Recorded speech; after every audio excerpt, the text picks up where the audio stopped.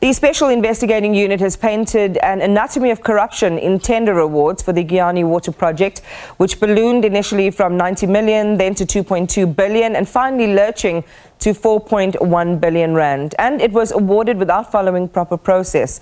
The SIU presenting their findings about this to the Standing Committee on Public Accounts, detailing as corrupt the relationship between a state-owned company, Lepelle Northern Water, officials and service providers. Professor Anthony Turton from the UFS Centre for Environmental Management joins me now to discuss the findings and, most importantly, the impact on the communities around those projects who have been waiting for water these many years. Prof, welcome to you and thanks for your time. It's dragged on for almost 10 years, was meant to serve those communities, 55 of them, from the nearby Nandoni Dam. Again, a vital need exploited and still no water to those communities. You've been talking about this story for a long time. What did you think when you heard what was shared in front of the committee? Well, firstly, I would like to congratulate the Special Investigative Unit for doing such a good job, to bring this this matter to a head. This has been systematic looting that's been going on for a long time, institutionalized corruption of a very, very sophisticated nature, and it's traced historically back to the leadership of Nomvula Mokonyane when she was Minister of Water Affairs. Many of these nefarious activities were embedded at that point in time. And then, of course, the minister that followed her up immediately after, she spent just a short while in the chair. His role was to sweep all the evidence away.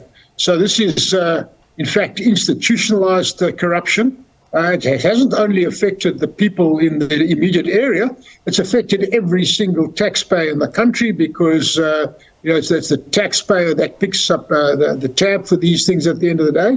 And of course, every single person in the country is paying significantly more per unit of water as a direct result of this. And on the other hand, you're also seeing economic decay, a loss of jobs, loss of investor confidence and whatever, as a direct result of the collapse of your water infrastructure. So this is a very serious matter, but I will congratulate the SIU for doing a credible job as far as I'm concerned in terms of bringing this matter at least to a head at this point in time. I think crucially, Prof Turton, what was revealed is the anatomy or, this kind of program or template around how corruption gets its way and is allowed to proliferate. We read that representatives of the company awarded LTE Consulting were present at meetings called by the DSW Minister. You mentioned her there, Nomvula Mokonyane, the Mopani District Municipality, and LNW, which is the state-owned company. And what this implies was that during the process, there was unfair access to how this problem of water provision was going to be solved. Scopa hearing that some officials of LNW have resigned or been dismissed. As you think about it anatomically, what lessons should be drawn here, besides the obvious one that the MFMA should not be a relic, but a strong guide to proper management? Well, the first question that you need to ask there is, what is the problem that they were trying to solve? And what I've seen, I've diagnosed many of these things or analyzed many of these issues, and it always comes down to one thing. It comes down to an inappropriate solution that's being applied to a misdiagnosed problem. So what is the actual problem you're trying to solve? Do a proper assessment of that problem, and then craft your solution accordingly. And we find that the profits that are available for looters and plunderers are massive when you have a misdiagnosed problem to which you apply an inappropriate solution. So what is happening here now is no different to what's happening, for example, in Johannesburg water problem. It's no different to what's happening in other parts of the country as well. So this is it's a systemic issue.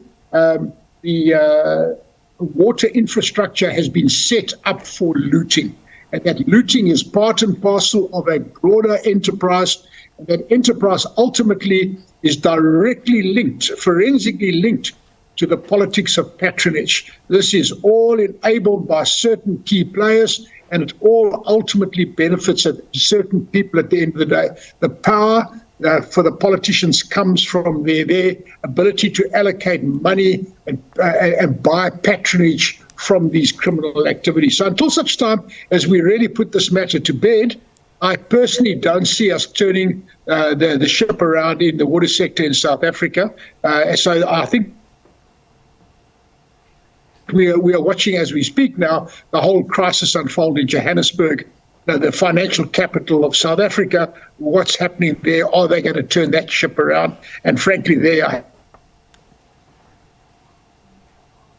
Our line patchy there with Professor Turton, but I think we've got the bulk of what you're saying. Before it fails us completely, Prof, I'm going to let you go. And that was UFS Centre for Environmental Management, Professor Anthony Turton. Thank you very much for your time tonight. He's saying the problems are systemic, and the provision of water and water supply systems is an opportunity to loot. And perhaps this is not the end of similar stories as we've seen in Giyani. Prof's also mentioned what's happening in Johannesburg.